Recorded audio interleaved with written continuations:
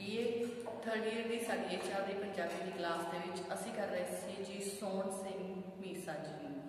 सोहन सिंह मीसा जी दियाँ लिखिया हुई कुछ रचनावां जिन्होंने चौरस्ता परौनी उस तो बाद असी की सी जी ब्रिज। ये जी रचनावां सी असी साड़ी पिछली क्लास के कर चुके हैं। उस तो बाद सोहन सिंह मीसा जी की अगली जी रचना है जो कि उन्होंने लास्ट रचना है वो असी हाजिर हुए हैं लैके साड़ी अज की क्लास में जो है जी लीग। सो असी कर रहे हैं जी सोहन सिंह मीसा जी की रचना लीग। इस जो कि लीग जी है इस साडा जिहड़ा कवि है उसने गल की है विरोधी जिहड़ा नक्सलवादी जिहड़ी है उन्होंने टिप्पणी जिहड़ी है करते हुए इन्होंने उस समय की जिहड़ी त्रासदी है मनुखतावादी संबंध हैं भावुकता की दृष्टि तो जिहड़ा है इन्होंने साडे सामने रखे हैं कि जिहड़े वर्तमान जिहड़ा समा है उस दे विच जिहड़े साडे संबंध हैं वो बदल चुके हैं। जिहड़ा मनुख है वो दो चित्ती दे विच वसिया होया है, वो संबंध भी निभाना चाहता है, वो काम भी करना चाहता है। सो कुछ इस तरह के विचार हैं जो साडे सामने रखे हैं सोहन सिंह मीसा जी ने। सो शुरू करते हैं। कहते जो समझे महसूस दिल दे सन हुण जदों कदी भी मिलते हैं तलवार नाल संगीन नाल जा कलम दी नोक महीन नाल धरती दे पिंडे गोरे ते जा चिट्टे कागज कोरे ते खिसते ने लीक बारीक जही मेरे दिल झूठदी चीस जही। कहते सस भैन अपने खासे दा तू लीको केड़े पासे दा। सो जिहड़ा कवि है उसने जिहड़ा है अपने विचार जिहड़े हैं साडे सामने रखे हैं। जिहड़ा कवि है वह कह रहा है कि कहते जिहड़े मेरे दिल के बहुत ही प्यारे सन जिन्होंने मैं अपने दिल के प्यारे समझता सी कहते हुण जदों भी वो मैनूं मिलते हैं जां तां उन्हां दे हत्थ तलवार हुंदी है जां संगीन हुंदी है जां तिखी नोक वाली जिहड़ी है कलम हुंदी है, ओह जमीन के गोरे शरीर उत्ते जां चिट्टे कोरे रंग के कागज उत्ते बारीक जही लीक खिंचते हैं ते जिस नूं देख के कहते इस लकीर नूं देख के मेरे दिल दे विचों एक चीस जही उठदी है। वो लीक खिंच के पुछदे हन कि तू किस दे पासे वज है, तू किस दे वल है। ये कहते एक इसका एक पासा साडा है दूजा पासा साडे दुश्मन सरकार का है। सो तू दस किस केड़े पासे है कि तू अपने दोस्तां पासे है जां अपने दुश्मनां पासे है, क्योंकि वो दोस्त ते दुश्मन विचकार जिहड़ी लीक है वो खिंचनी चाहुंदे हन।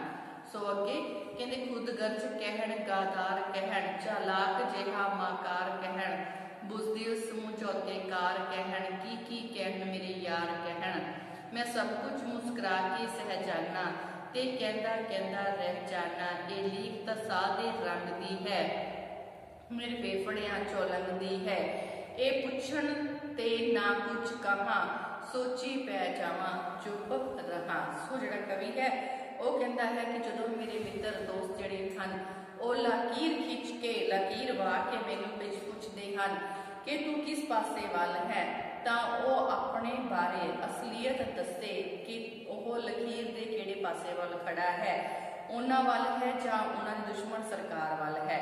कहते इस समय जेकर वो कुछ भी उत्तर नहीं दिता, लेखक जिहड़ा है जेकर वो कुछ भी उत्तर नहीं दिता नहीं बोलता सोची पै जाता है चुपचाप रह के कहते वो कुछ सोचन लग जाता है तो वो उसनूं खुदगर्ज गदार चालाक मकार बुज़दिल ते समझौताकार कहते हैं। कहते ते वो हैरान हो जाता है कि उसके यार उसनूं की कहते हैं। ओह उन्हां नूं समझाउण दी बहुत कोशिश करता है पर वो नहीं समझते।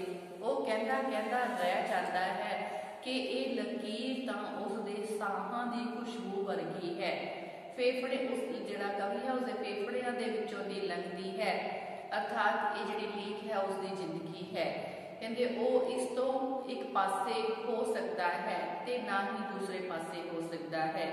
क्यों? क्योंकि दोस्त भी उसनूं चाहिदे हन, उन्हां नूं चंगे उसनूं चंगे लगदे हन पर वो सरकारी नौकरी तो बगैर भी नहीं रह सकता, उसनों भी नहीं छड़ सकता, क्योंकि इस तो ही उसकी रोजी रोटी चलती है, इस तो ही उसनों रोटी मिलती है। सो इस करके वो चुप हो जाता है, कुछ नहीं बोलता, जिसके दोस्त उसनों समझौतेकार खुदगर्ज जिहड़े कहते हैं। सो ये सीगी जी सोहन सिंह मीशा जी की रचना लेख, जो कि साडी नवें देसां दे पुस्तक विच दर्ज सी। सो इस दे नाल ही सोहन सिंह मीशा जी दी रचनावां जिहड़ियां हन वो साडी जिहड़ी मतलब साडे सिलेबस च खत्म होंदियां हन। उस तो अगे जिहड़ा साडा अगला कवि है उस दे बारे शुरुआत करन जा रहे हैं। अगला जिहड़ा साडा कवि है वो है जी सुरजीत पात्र जी। सुरजीत पात्र जी दी रचनावां जिहड़ियां हन उन्हां नूं शुरू करन तो पहला आपां छोटी जी झात मार लैंदे हां जी उन्हां दे जीवन दे बारे विच। अगला साडा जिहड़ा साडा कवि है वो है सुरजीत पात्र, ठीक है जी। तो सुरजीत पात्र जी के जेकर जीवन की गल करिए तो उन्होंने जन्म सरदार हरभजन सिंह जी के घर 14 जनवरी 1945 ईस्वी विच पिंड पातड़ा जिला कपूरथला विखे होया सी। पातड़ा तो ही उन्होंने जिहड़ा है मित्रा दे मशवरे ते ओह पात्र जिहड़ा है बनया सी। पिंड पातड़ा सी, पातड़ा तो ही उन्होंने पात्र जिहड़ा सी सुरजीत पात्र कहा जाता है जी, तो पातड़ा तो ही पात्र बने सर। सो उन्होंने मुढ़ली जी विद्या सी वो पिंड तो ही प्राप्त की सी ते 10वीं जिहड़ी है वो खैरा मज्झा तो पास की। BA रणबीर कॉलेज कपूरथला तो ते पंजाबी यूनिवर्सिटी तो MA पंजाबी पहले स्थान पर रह के पास की सी। कुछ समा जिहड़ा है बाबा बुढ़ा साहिब कॉलेज दे विच लैक्चरर भी रहे सन 1972 तो अज कल दे पंजाब विच वो खेतीबाड़ी यूनिवर्सिटी लुधियाना दे विच बतौर अध्यापक जिहड़ी हन सेवा निभा रहे हैं। सो इन्हां दा सुभाव बहुत ही मिठबोलड़ा, सलूक शाटवी काया वाला, धीमे बोलां वाले पात्र, आधुनिक युग संवेदना दे प्राणवंत एहसासां नाल भरे हुए जिहड़े शायर हैं। दूसरिਆਂ ਨੂੰ कील के रख देना इन्हां दा बहुत वड्डा गुण है। जेकर इन्हां दी रचनावां दी गल करिए तो काव्य रचना इन्हां दा बहुत वड्डा शौक सी। इन्हां ने विद्यार्थी जीवन तो ही काव्य रचना करनी आरंभ कर दित्ती सी। उन्हां दी रचनावां दे विच सब तो पहला जिहड़ा है कोलाज किताब सब तो पहला जिहड़ी सी उस पीछे जिस विच उन्होंने अपने 9 नज़मां जिहड़ियां सन शामिल कीतियां सन। 1979 दे विच हवा विच लिखे हुए हरफ प्रकाशित हुई। इन्हां तो इलावा हनेरे नाल बहस, चंद सूरज दी वैंगी, विरख अर्ज करे अते हनेरे विच सुलगदी वर्णमाला इन्हां दीयां प्रमुख रचनावां जिहड़ियां मन्नियां गईयां हन। भारत ते विदेशी जवानां दे शायर दे साहित्य दे गंभीर अध्ययन ने पात्र नूं एक सुख भावी कवि वजों सिरजिया सी। सो उसदे काव्य विच शरोंद ते लय है, भाव है, जिस करके उन्होंने अपने अनुभव अते नाजुक पलां नूं बहुत ही ज़्यादा सफलता दे नाल अपने गीतां परगीतां गज़लां दे राही साडे सामने जिहड़ा सी वो रखिया है।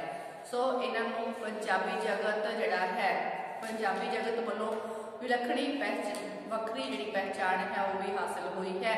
1980 ईस्वी विच साहित्य अकादमी ने उन्होंने काव्य संग्रह हवा विच लिखे हरफ नूं जिहड़ा पुरस्कार दे के सन्मानित किया। 1981 विच पंजाब सरकार के भाषा विभाग ने 1985 विच दोबारा पंजाबी साहित्य अकादमी वालों जिहड़ा सी इन्हां नूं सन्मान भी जिहड़ा प्राप्त होया सी। सो साडी जिहड़ी बुक है जी नवें की सहदे इस दे विच सुरजीत पात्र जी की जिहड़ी रचनावां लिखियां हुई हैं उन्हां दे विचों पहली रचना जो असीं अज की क्लास शुरू करन जा रहे हैं वो है जी हुण घरां नूं परतना।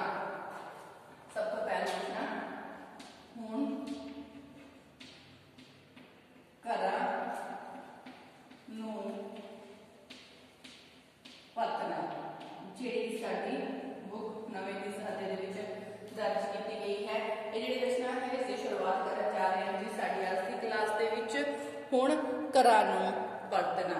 सो सुरजीत पात्र जी की लिखी हुई रचना जिस दे विच जिहड़ा एक कवि है उसने अपनी मानसिक हालत का बयान जिहड़ा है वो कीता है कि अपनी मानसिक हालत के अनुसार कहते इस परंपरा जिहड़ा है दे विरुद्ध जी रहे मनुख के जिहड़ा है मनुख का चित्र पेश किया है जो कि अतीत तो बहुत ही दूर हो गया है। व्यक्ति के अंदर जिहड़ा है वो द्वैत की जिहड़ी अंदर दे द्वैत के अंदर का जिहड़ा ਉਹਦੇ अंदर जिहड़ा है जो संघर्ष चल रहा है उसकी ये कविता है जो यह अतीत वाल परतन की स्थिति को बयान करती है जो कि अतीत तो हुण वास्तविकता दे विच परतना चाहता है पर उसके लिए बहुत ज़्यादा मुश्किल है।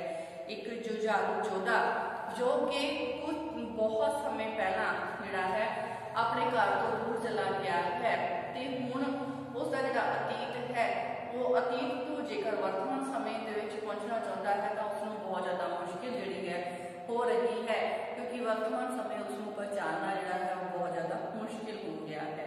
सो कुछ अजिहे जिहड़े भाव हैं इस कविता के राही जिहड़ा सुरजीत पात्र जी ने साडे सामने रखे हैं। सो शुरुआत करते हैं जी।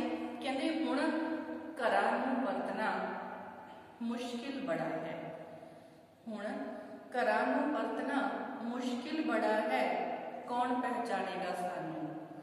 कहते मथे उत्ते मौत दस्तखत कर गई है चेहरे उत्ते यार पैड़ा छड्ड गए ने शीशे विचों होर कोई झाकदा है अखां दे विच कोई लिश्क है किसे टट्ठे घर दी छत चों आउंदी हुई लो जगी। सो प्रसंग कर रहे हैं कि एक काव्य सतरा साडी नवीं दी सदी पुस्तक दे विच दर्ज सुरजीत पात्र जी द्वारा रचित कविता जिहड़ी है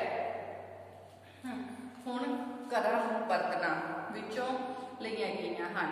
इस दे विच जिहड़ा साडा कवि है उसने एक जुझारू योद्धे दी मानसिकता दा बयान कीता है जो कि अतीत दे विच किते खो चुकी है ते वर्तमान समय दे विच उसनूं हुण जे ओह लैके आउणा चाहुंदा है तो उसके लिए बहुत ज़्यादा मुश्किल जिहड़ी है वो हो रही है। सो जिहड़ा कवि है कहता है कि जुझारू योद्धा जिहड़ा है वो कह रहा है कि हुण उसके लिए अपने घरां नूं वरतना बहुत औखा हो गया है। क्यों? क्योंकि उसनूं घरों निकलिया होया इन्ने साल हो गए हैं कि उसनूं जिहड़ा है वो हुण उसका जिहड़ा शरीर है उस दे विच तब्दीली आ चुकी है। उसनूं घरों निकले इन्ने साल हो गए हैं इन्ना समा हो गया है कि उसका जिहड़ा शरीर है अज उस विच तब्दीली आ चुकी है ते कोई उसनूं पहचान ही नहीं सकेगा। तब्दीली इन्नी आ चुकी है कि दूसरे लिए उसनूं पहचानना बहुत मुश्किल है। सो हुण कोई उसनूं पहचान नहीं सकेगा। उसके मत्थे दे उत्ते मौत जिहड़ी है उसने दस्तखत कीते हुए हैं ਅਤੇ उसके चेहरे उत्तों जिहड़ा है उसके चेहरे उपरों कुर्बान हो चुके जुझारू मित्र जिहड़े हैं वो अपनियां डूंघियां ते अमिट पैड़ा जिहड़ियां हैं अपने निशान जिहड़े हैं उसके नाम से जो दोस्त जो कुर्बान हो चुके हैं वो छड्ड गए हैं। कहते जदों वो अपने आप को शीशे विच देखदा है तो उसनूं उस शीशे दे विच अपना आप विखाई नहीं दिंदा सगों कोई होर ही दिखाई दिंदा है। किसी होर दी शक्ल जिहड़ी है किसी होर दा प्रतिबिंब उसनूं शीशे दे विचों झांकदा विखाई दिंदा है। जो कहते ओह तां उस दियां अखां जिहड़ियां हन उस दे विचों कहते उस विचली जिहड़ी लिश्क सी जिहड़ी रोशनी सी वो भी अज भावहीन ते सखणी जिही हो गई है। उसनूं आपा इस तरह प्रतीत हो रहा है जिवें किसी डटे हुए घर की छत जिहड़ी है उस दे विचों थोड़ी जिही कोई लो जिहड़ी है वो बाहर आउंदी दिखाई दे रही है ते कहते उस विचों जिंदगी दे होण दा संकेत जिहड़ा है वो मिल रहा होवे। सो मतलब उस दे मन दे विच छोटी जी कोई चिंगारी है जो वापस आउणा चाहती है पर कहते उसनूं जिंदगी झलकदी तां दिखाई दिंदी है पर जदों वो असलीयत वल वेखदा है तो उसनूं इस तरह महसूस होंदा है कि हुण घरां नूं परतना बहुत ही ज़्यादा मुश्किल जिहड़ा है वो हो गया है। सो कहता जुझारू योद्धा फिर अगे कह रहा है कहता डर जाएगी मेरी माँ डर जाएगी मेरी मां मेरा पुत्र मेरे तो वड्डी उम्र दा किड़े साधु दे शराब के किस शरीकण चंद्री दे टूने टामन नाल होया डर जावेगी मेरी मां हुण घरां नूं परतना चंगा नहीं। सो जिहड़ा कवि है वह बयान करता है कि जुझारू योद्धा कहता है कि हुण उसनूं अपने घर नूं परतना जिहड़ा है वह ठीक नहीं लगता चंगा नहीं लगता। क्यों? क्योंकि उसकी शक्ल सूरत जिहड़ी है उसदे विच बहुत ज़्यादा फर्क पै चुका है। जेकर वह घरे परतेगा तो उसकी मां उसनूं वेख के डर जाएगी। वो सोचेगी कि उसका जिहड़ा पुत्र है वह उस तो भी वड्डी उम्र का किस तरह लग रहा है। कहते उसका पुत्र किसी साधु के शराब कारण या किसी शरीकनी के टूने टामन के कारण उस तो भी वड्डी उम्र का लगन लग पिया है जापन लग पिया है। इस करके उसका घर परतना हुण ठीक नहीं है। क्यों? क्योंकि उसकी मां उसकी शक्ल सूरत वेख के डर जाएगी। सो कहता है एने डुब चुके ने सूरज एने मर चुके खुदा जिउंदी मां नूं वेख के अपना जां उस दे प्रेत होवण दा होवेगा तौखला जद कोई बेली पुगना मिलेगा वो याद आवेगा अपने अंदरों चिरां दा मर चुका मोह हुण हुण आवेगा आप देख के फिर आवेगा याद अथरू तां मेरे दूजे कोट दी जेब विच ही रखे रह गए हैं। सो जिहड़ा कवि है वो जुझारू योद्धे की हालत का बयान करता हुआ कह रहा है कि एक जुझारू योद्धा जिहड़ा है वो कह रहा है कि उसके जेकर वो घर जाएगा तो घरों जदों निकलेगा तो उस तो मगरों कहते अज जिहड़ा समा है वो उसके घरों निकलन तो मगरों जिहड़ा है इन्ने सूरज डुब चुके हैं ते इन्ने खुदा मर चुके हैं। अर्थात बहुत ही ज़्यादा समा जिहड़ा है उसनूं घरों निकले नूं हो चुका है। कहते इन्नियां वड्डियां वड्डियां हस्तियां जिहड़ियां हन मर चुकियां हैं जदों वह घरे परतेगा तां कहते जी उसकी मां जिहड़ी है जिउंदी मां जिहड़ी है उसनूं देख के उसनूं उसका किते भूत ही ना समझ लवे ते उसका भूत हो के मिलन का डर होवेगा। अर्थात उसनूं जिहड़ा है एक दूजे नूं ये विश्वास नहीं होवेगा कि दूसरा जिउंदा है जां उसनूं मरण तो मगरों उसका भूत जिहड़ा है उसनूं मिलन लई आया है। फिर कहते घर परतन ते जदों कोई उसका मित्र उसनूं मिलेगा तां ओह अपने अंदरों उसका जिहड़ा चिरां तो ही मर चुका मोह जिहड़ा है मोह उसनूं फिर याद आवेगा ते उस मोह के कारण उस समय उसनूं रोना भी आवेगा। पर फिर उसनूं याद आवेगा कि उसके अथरू तां उसके दूजे कोट की जेब विच ही रखे रह गए हैं। भाव कि इस समय अखां दे विचों अथरू भी नहीं निकलणगे। कहंदा जदों मैं अपने किसी यार दोस्त नूं मित्र नूं मिलांगा तां उस समय मेरी ये हालत होवेगी कि मेरियां अखां दे विचों अथरू भी जिहड़े हन वो नहीं निकल पाउणगे।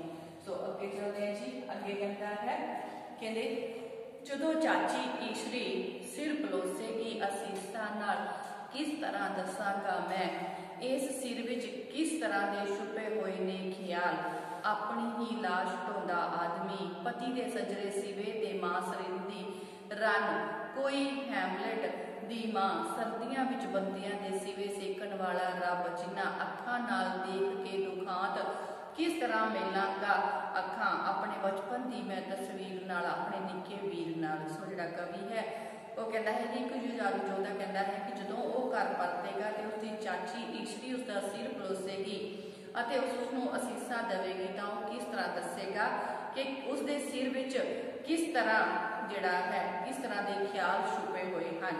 इस समय उसका दिमाग जिहड़ा है उसदे विच ये ख्याल आउणगे कि किस तरह वर्तमान समय जिहड़ा आदमी है वो अपनी ही लाश ढोंदा फिर रहा है। इस समय उसनूं हैमलट की पत्नी जिहड़ी है, जिस दे सजरे सिवे उत्ते मांस रिंदी जनानी, बंदियां दे सिवे सेकण वाला रब याद आवेगा। फिर उस दियां जिन्नियां अखां ने बहुत सारे दुखांत देखे हैं, कहते उही अखां वो अपने बचपन की तस्वीर नाल ते अपने निक्के वीर नाल किस तरह मिलाएगा। कहते शाम नूं जदों मड़ी ते दीवा वलेगा, गुरुद्वारे विच संख वजेगा, वो बहुत आवेगा याद वो की जेड़ा मर गया है, उस की जिस दी मौत दा इस भरी नगरी दे विच बस मैनू पता है। फिर कहता है कि कहता जदों वो घर परतेगा ते जदों शाम नूं मड़ी दे उत्ते दीवा जगेगा, गुरुद्वारे दे विच संख वजेगा, तां वो अपने आप नूं याद आवेगा जो कि मर चुका है अते जिस दी मौत दा भरी नगरी दे विच केवल उसे नूं ही पता है, भाव उसदा अपना आप खत्म हो चुका है, मर चुका है।